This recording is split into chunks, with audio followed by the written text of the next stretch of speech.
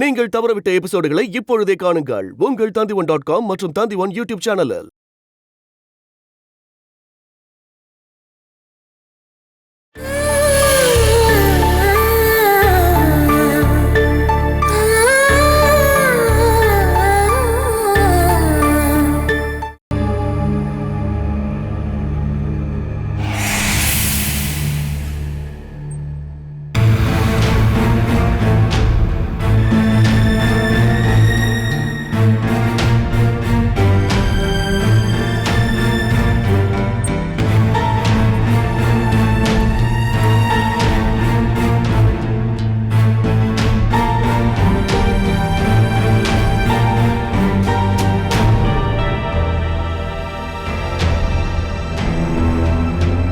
Hello,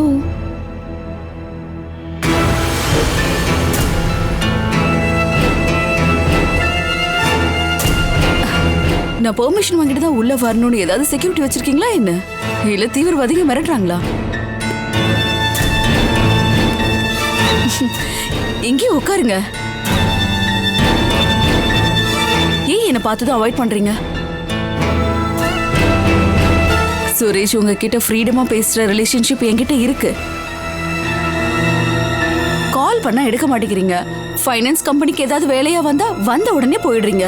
வழியில எங்கேயாவது பார்த்தா காரை வேகமா ஓட்டிட்டு போயிடுறீங்க. நான் உங்ககிட்ட பேசணும்னு நினைக்கிறதெல்லாம் எப்பதாங்க பேசுறது? அப்படி என்ன விஷயத்தை நீ பேச போற? மேரேஜ் பத்தி தான். நான் மேரேஜ் ஃபீல்டில் ஒன்றும் ஒர்க் பண்ணல. கல்யாணம் பண்றவங்க நிறைய பேர் மேட்ரிமோனியில பார்த்து தான் கல்யாணம் பண்றாங்க.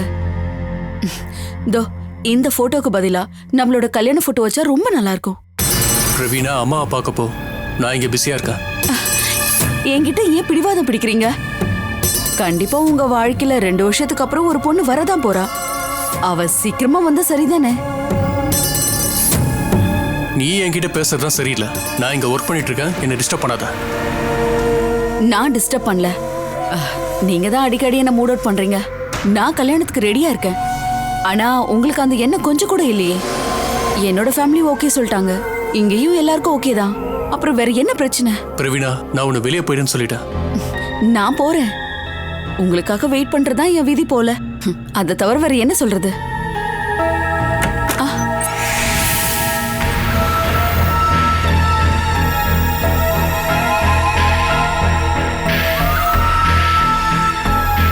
அங்கிள் குளிச்சிட்டு வந்துட்டாருமா, உன்னை கேட்டுட்டு இருந்தாரு.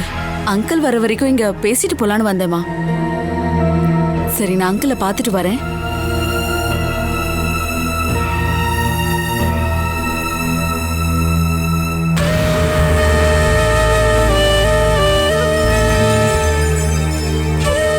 அவ உன்னை கல்யாணம் பண்ணிக்க ஆசைப்பட்டுட்டு இருக்காடா. அதுக்கு உங்க அப்பாவும் சப்போர்ட் பண்றாரு. நீ இந்த கல்யாணத்துக்கு ஓகேன்னு சொல்லலாம் இல்லையா? அவ ஒரு மென்டல்மா, அவள் எதுக்காக வீட்டுக்கு வர சொல்றீங்க? உங்க அப்பா தான் ஃபோன் பண்ணி வர சொல்லிருக்காரு. பிரவீனா வரும்போது உங்க அப்பா குளிக்க போயிட்டாரு. அவர் ரூம்ல இருக்காரான்னு கேட்டா ஆமான்னு சொன்னேன். அவ வேற யார பத்தியும் யோசிக்காம நேரா இங்க வந்துட்டா. ஃபைனான்ஸ் சம்பந்தப்பட்ட வேலைனா அப்பாவை நேரா அங்க போய் பேச சொல்லுங்கம்மா. அவளை தேவையில்லாம இங்க வர வச்சு மத்தவங்களை டிஸ்டர்ப் பண்ணாதீங்க. இப்போ டிஸ்டர்ப்னு சொல்லிட்டு இந்த டிஸ்டர்பை நீ கல்யாணம் பண்ணிக்க ஒத்துக்க கூடாது சொல்லிட்டேன். பிரவீனா பண்றதெல்லாம் பார்க்கும்போது உன்னை கல்யாணம் பண்ணிட்டு தான் போவான்னு எனக்கு தோணுது.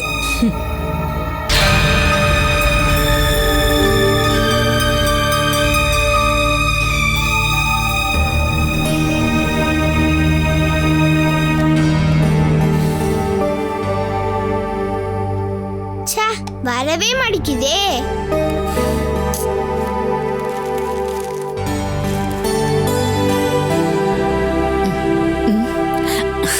வாம்மா. உட்காரு. பரவாயில்ல, நிக்கிறாங்க. பரவாயில்ல, உட்காருமா.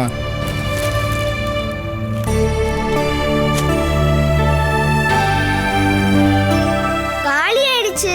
ஆன்ட்டியும் கூட விளையாட வரட்டுமாமா? வேண்டாம், காலி ஆயிடுச்சு. எவ்வளவு நாளா நான் உங்ககிட்ட சொல்லிட்டு இருக்கேன் இவளோட குணத்தை மாத்துன்னு. நானும் ட்ரை பண்ணிட்டு தான் இருக்கேன் அங்கிள். கல்யாணி தான் பிடி கொடுக்க மாட்டேங்கிறா.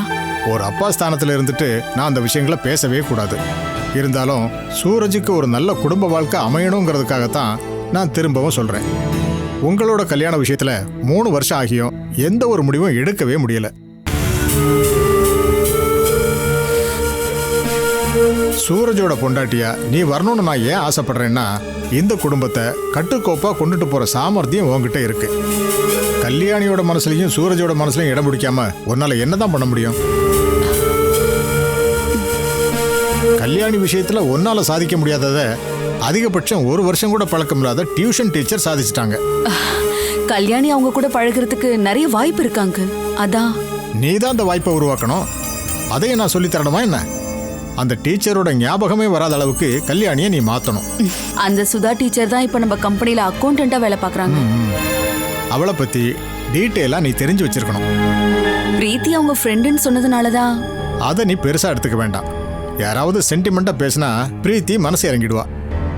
கல்யாணியை மனசளவில் கட்டுப்படுத்தி அவங்க கைக்குள்ள வச்சிருக்காங்க. அப்புறம் நம்ம கம்பெனிலேயே வேலைக்கு சேர்ந்துட்டாங்க. அதுல ஏதாவது பிளான் இருக்குமோன்னு எனக்கு சந்தேகமா இருக்கு. ஆனா சூர்யா ஃபினான்ஸ் சுரேஷோட பேர்ல இருக்குன்னு ரெக்கார்ட்ல மட்டும்தானே இருக்கு. இந்த குடும்பத்தோட கம்பெனி தான்னு வெளியில யாருக்குமே தெரியாதே. உளவு பார்க்குறவங்க எல்லா இடத்துலையும் இருப்பாங்க. நாம ஜாக்கிரதையா இருக்கணும். முக்கியமா நாம அக்கௌண்ட் செக்ஷன்ல இருக்கும்போது.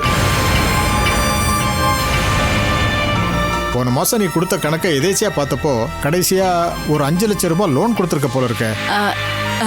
அது மொளவுக்காட்டுல இருக்கிற 2 ஏக்கர் நிலம் அடகு வச்சதுக்காக கொடுத்துருக்கோம். பணத்தை எவ்வளவு வேணாலும் வாங்கி போடுங்க. ஆனா நீங்க லோனை ரொம்பவும் கம்மியா தான் கொடுக்கணும். இடத்த ஜெயக்குமாரான நேரா போய் பார்த்துட்டு வந்ததுக்கு அப்புறம் தான் நாங்க லோனே கொடுத்தோம். அந்த ப்ராப்பர்ட்டி அதிகபட்சமா 50 லட்சம் போகும்னு சொன்னாரு. அங்க இப்போ ஒரு டூரிஸ்ட் சென்டரும் இருக்கு. இடத்த அடகு வச்சு பணம் கொடுக்கறது இருக்க அது கொஞ்சம் ரிஸ்கான விஷயம். பணம் கட்ட முடியாதவனை ஜப்தி பண்ண போகும்போது ஏகப்பட்ட பிரச்சனைகள் வரும். இடத்த தான் நம்ம பேர்ல ரிஜிஸ்டர் பண்ணிட்டோமே அங்கிள், எந்த பிரச்சனையும் வராது. பணத்தை திருப்பி கொடுக்கலன்னா அந்த இடத்துக்கு நீங்க தான் ஓனரு. நான் இல்ல, சூரஜ். யாரா இருந்தாலும் அவங்களும் இந்த குடும்பத்து ஆளு தானே. ஒரு ப்ராப்ளமும் வராம நான் பாத்துக்கிறேன் அங்கிள். எனக்கு உன் மேல நிறைய நம்பிக்கை இருக்கு. நான் இருக்கிற வரைக்கும் கம்பெனிக்கு எந்த பிரச்சனையும் வராம பாத்துக்கிறேன். சூரஜை பாத்தியா? பார்த்தேன். ஆனா அவர் ரொம்ப பிஸியா இருக்காரு. பிஸியா இல்லாத மாதிரி நீ தான் அவனை மாத்தணும். அதுக்கான வழி இதோ இவதான். அப்புறம் அந்த 5 லட்சத்தை எதுக்காக கொடுத்தேன்னு கேட்கறதுக்காகத்தான் நான் உன்னை இங்க வர சொன்னேன். அங்கிள் அது உங்களுக்கு புரியலனா நான் போய் டாக்குமெண்ட் கொண்டு வந்து காமிக்கவா? வேண்டாம், அதெல்லாம் அங்கேயே இருக்கட்டும். நீ இன்னும் சாப்பிடல? இல்ல. உள்ள வா.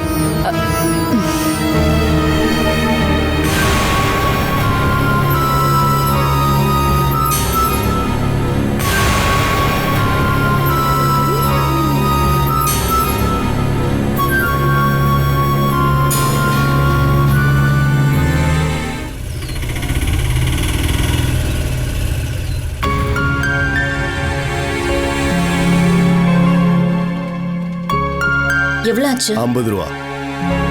இந்தாங்க. இந்தாங்க. வாடி, இறங்குங்க.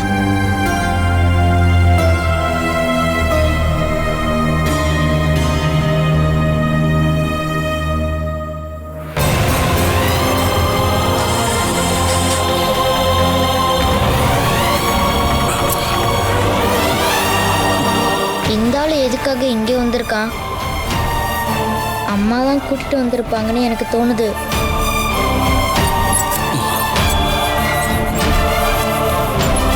நான் பிடிக்கட்டுமா? வேண்டாம்.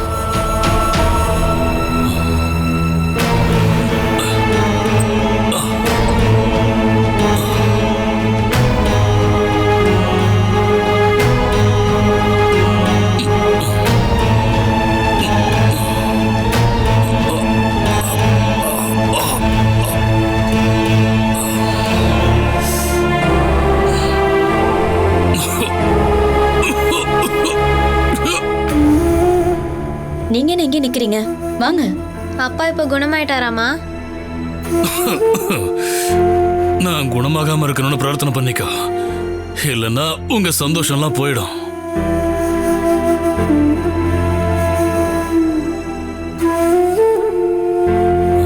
நில்லு, நான் கொஞ்ச நேரம் படுக்கணும்.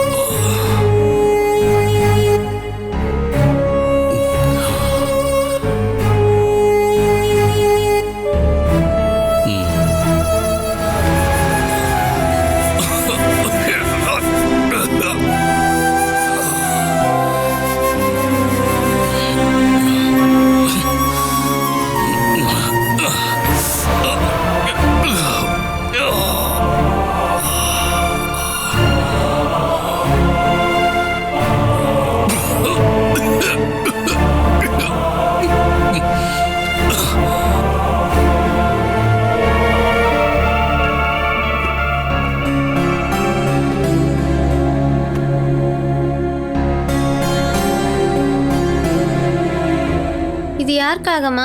உன் அப்பா படுக்கணும்னு சொன்னார்ல, அப்பாவை வறண்டால படுக்க வைக்க போறீங்களா?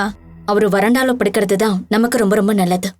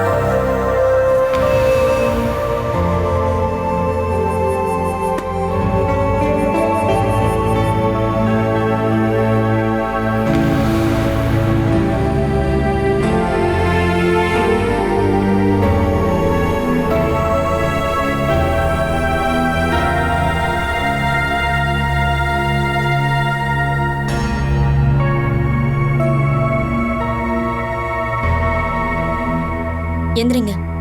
என்னங்க என்னங்க உங்களதான். எந்திரிங்க. நான் ரூம் ரெடி பண்ணி வச்சிருக்கேன்.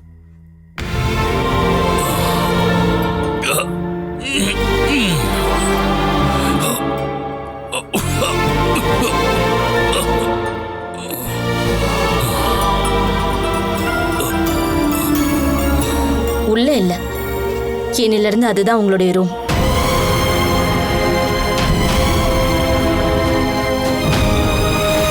என்ன நீ வெளியே அனுப்பிட்டல? அதை நீங்க நல்லதா நினைச்சுக்கோங்க. உங்க பசங்க எப்போ அப்பா உள்ள வந்து தூங்கட்டும் அப்படின்னு சொல்றாங்களோ அன்னைக்கு நீங்க என்னுடைய பெர்மிஷன் இல்லாம உள்ள வரலாம். அது வரைக்கும் நீங்க இங்கதான் இருக்கணும். நீங்க தங்கணும் அப்படின்னு நினைச்சீங்கன்னா அந்த ரூமை நீங்க யூஸ் பண்ணிக்கலாம்.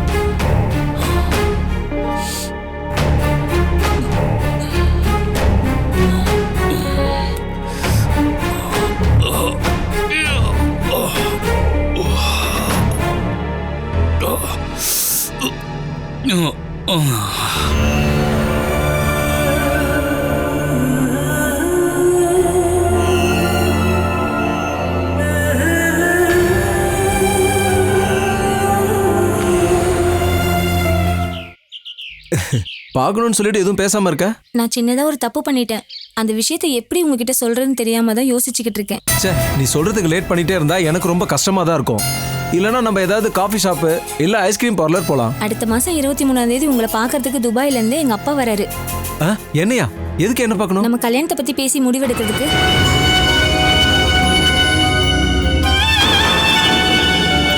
இப்ப நான் கல்யாணத்துக்கு ரெடியா இருக்கேன்னு எங்க அப்பாட்ட நான் சொல்லிட்டேன். அதை கேட்டதும் எங்க அப்பா திடீர்னு எனக்கு ஒரு ப்ரொபோசல் பார்த்துட்டாரு. அதனால உடனே உங்களை பத்தி சொல்லிட்டேங்க. அது கூடவே நீங்க டிவோர்ஸ்க்காக வெயிட் பண்ணிட்டு இருக்கீங்கன்னு சொல்லிட்டேன். அது எப்படி சரியா வரும்? அதுக்காக தான் நான் முயற்சி பண்ணிட்டு இருக்கேன். டிவோர்ஸ் கண்டிப்பா கிடைச்சிரும்ல? கிடைக்கணும் இல்லையா? அப்படின்னா பயப்பட தேவையில்லை. அப்பா இங்க வந்துட்டு திரும்பி போறதுக்கு முன்னாடி நமக்கு ரிஜிஸ்டர் மேரேஜ் பண்ணி வைக்கட்டுமான்னு கேட்டாரு. அதுக்கு நீங்க ரெடின்னு சொன்னீங்கன்னா அதுக்கான டேட் இப்பே ஃபிக்ஸ் பண்ணி அம்மாவையும் அங்க 2-3 நெருங்கிய சொந்தக்காரங்களையும் கூட்டு வரதா பிளான் இருக்கு. நீ எதுக்கு அவசரப்பட்டு இருக்காரேக்கா? இந்த முடிவுல நான் எடுக்கல, அப்பா எடுத்த முடிவு. நீங்க எனக்கு கொஞ்சம் சப்போர்ட் பண்ணா மட்டும் போதும். மற்ற விஷயத்துல நான் அரேஞ்ச் பண்ணிக்கிறேன். ஃபங்க்ஷனை இங்க வைக்க வேணாம். ஒன்னும் பெங்களூர் இல்லைன்னா கேரளா. அப்படி பண்ணா இங்க இருக்க யாருக்கும் தெரியாதுல்ல. எனக்கு ஒரு பொண்டாட்டி இருக்கும்போது டிவோர்ஸ் பண்ணாம இன்னொரு கல்யாணம் பண்ணா கிரிமினல் குற்றமாகும். என்னோட ஃபேமிலி மட்டும் தான் நம்ம ஃபங்க்ஷன்ல கலந்துப்பாங்க. நீங்க அதை மட்டும் நினைச்சுக்கோங்க. மத்த யாருக்கும் தெரிய வேணாம். நம்ம அந்த அளவுக்கு சீக்கிரட்டா நடத்துவோம்.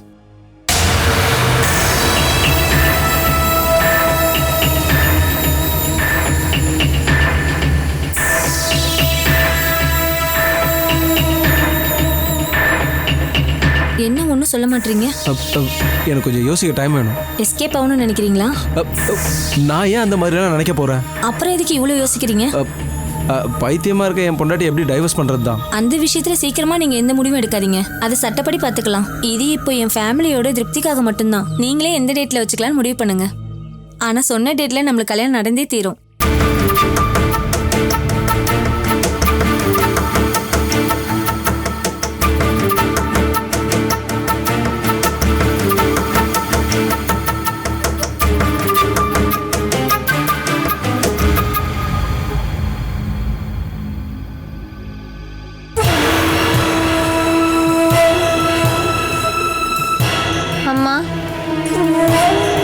இதுக்கப்புறம் நம்ம வீட்டில் தான் இருக்க போறாராமா? ஐயோ, பயங்கரமா கொரட்டை விடுறாரு. வெளியில புல்லட் போற மாதிரி ட்ருன்னு சத்தம் விடுறாரு. அந்த ஆள் எப்பதான் போவாரு? எங்க போவாரு? அந்த ஆள் உங்களுடைய அப்பாவாச்சே. இதுக்கப்புறம் அவர் இங்க தான் இருக்க போறாரு. நான் மட்டும் அந்த ஆள் கையில கிடைச்சனா அடிப்பாரு. அன்னைக்கு போலீஸ் வந்ததுனால நான் தப்பிச்சேன். நீங்க போயிட்டு அந்த ஆளை போக சொல்லுங்கம்மா. நாம ஒன்னா தானே அவரை ஹாஸ்பிட்டல் கூட்டிட்டு போய் திரும்ப கூட்டிட்டு வந்தோம். அவர் அப்படியே இருக்கட்டும் நான் நினைச்சிருந்தா எதுக்காக காப்பாத்தணும்? அதான் காப்பாத்தியாச்சுல. அவர் எங்க வேணா போகட்டும். அப்பா இங்கே இருந்துட்டு போகட்டும்டா. அவருக்கு உடம்பு முடியல. எனக்கு அவரை பிடிக்கல. அந்த பக்கம் போயிடாத, உன்னையே அடிப்பாரு. அவர் எதுக்குடா என்ன அடிக்க போறாரு? அந்த ஆள் சண்டை போடுறத நீ ஏற்கனவே பாத்துருக்கல. அம்மா போலீஸ் கால் பண்ணுங்க, அவங்க வந்து கூட்டிட்டு போட்டோம். அப்பா இங்கே இருந்துட்டு போகட்டும்டா. வேண்டாம். அதனால உனக்கு என்னடா பிரச்சனை? நம்ம இருக்கிற இடத்துல வேற யாருமே இருக்க வேண்டாம். அந்த முடிவை அம்மா சொல்லட்டும். அப்பாவை இங்க இருந்து அனுப்பி விட்டுருவீங்களாமா? இந்த நிலைமையில எங்கம்மா நான் அனுப்பி விடுறது? இங்கே இருந்துட்டு போகட்டும். என் மேல அவர் கோவப்பட்டாருன்னா அப்பயே அவரை உண்டிலாம் பண்ணிடுவேன். அவன் கோவத்தை நான் மாத்திடுறேம்மா. அம்மா நீங்க அப்பா கிட்ட பாசத்தோட நடந்துக்கணும். அப்பதான் அப்பாவோட மனசு கொஞ்சமாச்சும் மாறுமா. உன் அப்பாவால கண்டிப்பா மாறவே முடியாதுமா. பாட்டியோட விஷயத்தை நீ எடுத்துக்கோ.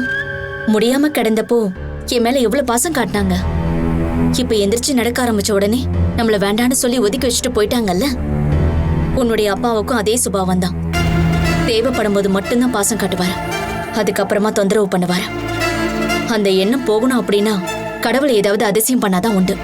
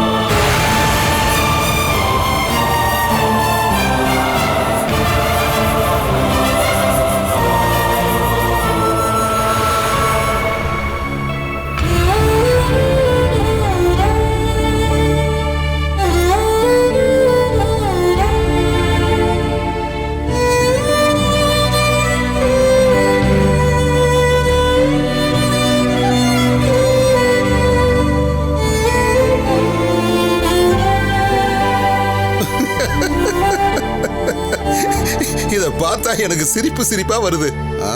இவனை பார்த்தா அப்படியே வினு மாதிரியே இருக்கானே. இருந்தாலும் இவன் அவன் அளவுக்கு வரமாட்டான். அவன் சரியான கில்லாடி பையன்.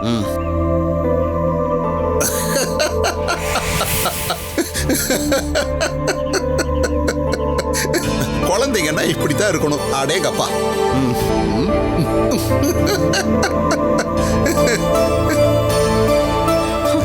அப்படியே பெரிய புத்தக புழு. ஐயோ ஐயோ வினு இல்ல என் புக்கு. காலையில நான் கிளம்பினப்போ நீங்க ஆரம்பிச்சது. இங்க பாரு, இத படிக்க படிக்க என்னால சிரிப்பே அடக்க முடியல. சிரிச்சு வயிறே வலிக்குது. இந்த புக்ல வர ஒரு கேரக்டர் இருக்கே, அப்படியே நம்ம வினுவே தாண்டி. இத படிக்க படிக்க எனக்கு நேரம் போனதே தெரியல. நேரம் அப்படியே போயிட்டே தான் இருக்கும். இப்படி ஒவ்வொரு புக்கா வாங்கி படிக்கணும்னா அதுக்கு நான் தானே காசு கொடுக்கணும். இந்த புக்கு வாங்குற காசுக்காகவாது ஏதாவது ஒரு வேலைக்கு போகலாம் இல்லையா? இங்க பாரு அனிலா, ஏதாவது ஒரு சேனல்ல காமெடி ப்ரோக்ராம்ல எனக்கு ஒரு ஜட்ஜ் வேலை கிடைச்சா போதும். அடி தூள் சூப்பர், இத மட்டும் சொன்னா போதும். சேனல் இருந்து காசை அள்ளி அள்ளி கொடுப்பாங்கடி. எப்பவுமே நடக்காத விஷயங்கள் மேலதான் நீங்க ஆசைப்படுவீங்க. அப்படி ஒரு பெரிய குணம் உங்ககிட்ட இருக்கு. அது சரி, அது நம்ம வான தளவு ஆசைப்பட்டாதானே கொஞ்சமாவது கிடைக்கும்னு சொல்லுவாங்க இல்லையா? நீங்க பெரிய பெரிய கனவுகளை காணுங்கன்னு நம்ம முன்னாள் ஜனாதிபதியான அப்துல் கலாம் ஐயா சொன்னது உங்களுக்கு ஞாபகம் இருக்கா இல்லையா? அவர் எப்பவுமே கனவு கண்டுட்டு இருக்கவங்களுக்கு சொல்லல, கனவுகளை நினைவாக்கணும்னு முயற்சி பண்றவங்களுக்கு மட்டும் தான் சொன்னாரு. அப்படின்னு அவர் உங்ககிட்ட சொன்னாரா என்ன? இல்ல ஏண்டி, ஒவ்வொரு மனுஷனுக்கும் ஒவ்வொரு நேரம் வரும். அந்த நேரத்துல தான் அவங்களுக்கு நல்லது நடக்கும், பலவித பலன்களும் கிடைக்கும். நீங்க பாருங்க, நான் கிளாஸ் எடுக்கவோ இல்ல கிளாஸ் கேட்கவோ வரல, உங்களை பார்த்துட்டு தான் நான் இங்க வந்து நிக்கிறேன். நானும் நீ ஏன் சொல்லாம கொள்ளாம இங்க வந்து நிக்கிறேன்னு தான் யோசனை பண்ணிக்கிட்டு இருந்தேன். உங்க தம்பி ஜெயில இருந்து ரிலீஸ் ஆகி வந்துட்டாரு. வேணு போதையில விழுந்து கிடந்ததை ஒரு ஆட்டோக்காரன் பார்த்தான்னு உங்க எல்லாருக்கும் அந்த விஷயத்த சொன்னவனே நான் தாண்டி. நான் வீட்டுக்கு வர வழியில பாலாக்கு கால் பண்ணிருந்தேன். அப்பதான் எனக்கு விஷயமே தெரிய வந்தது. வேணு ஜெயில இருந்து வந்த விஷயம் பாலாவுக்கு தெரியுமா என்ன? சரக்கு அடிச்சிட்டு போதையில நடு ரோட்ல படுத்துட்டு இருந்த வேணுவ பாலா தான் ஹாஸ்பிடல்ல கொண்டு போய் சேர்த்திருக்கா. இப்போ வேணு அவளோட வீட்ல தான் இருக்கான். பாலா வேணுவை வீட்டுக்கு கூட்டு போயிட்டாளா? ஏண்டி, அவளுக்கு என்ன பைத்தியம் கீதி முடிச்சிருச்சா? அவன் பண்ண துரோகத்தை எல்லாம் பாலா மறந்துட்டாளா என்ன? என்னதான் கொடூரமானவனா இருந்தாலும் கட்ன புருஷன் ரோட்ல ரத்தம் வடிஞ்சு படுத்துட்டு இருக்கத பாக்கும்போது பாத்தும் பார்க்காத மாதிரி போக முடியுமா? பாலாவோட இடத்துல நான் இருந்திருந்தா நான் போயிருவேன். நீங்க ஒரு ஆம்பளையா இருக்கிறதாலதான் உங்களுக்கு அந்த மாதிரி தோணுது. உங்களை மாதிரி இதயத்தை கல்லாக்கிட்டு பொண்ணுங்களால சத்தியமா இருக்க முடியாது. அப்படின்னா அவளே அனுபவிக்கட்டும். அங்க சூழ்நிலை எப்படி இருக்குன்னு நாம போய் பார்க்கணும்ல. நாளைக்கு பொழுது விடியட்டும், பாலா அங்க எப்படி வாழ்றான்னு நம்ம நேரடியாவே அங்க போய் பார்க்கலாம் என்ன? இருந்தாலும் பாலா அவனை வீட்டுக்கு கூட்டிட்டு போனதான் எனக்கு ரொம்ப ஆச்சரியமா இருக்கு. இதுக்கப்புறம் என்ன நடக்க போதோ யாருக்கு என்ன தெரியும்? நினைச்சு பார்க்காத விஷயங்கள்லாம் நடந்துகிட்டு இருக்கு. இனி அந்த வீட்டுல ஒரு பிரளயம் நடக்கும். அந்த சனியும் கூட நம்ம வினுப்பையும் கூட தானே அவன் இருக்கான். இனி புகஞ்சிட்டே தான் இருக்க போகுது. தீப்பிடிச்சு எரியாம இருந்தா சரி.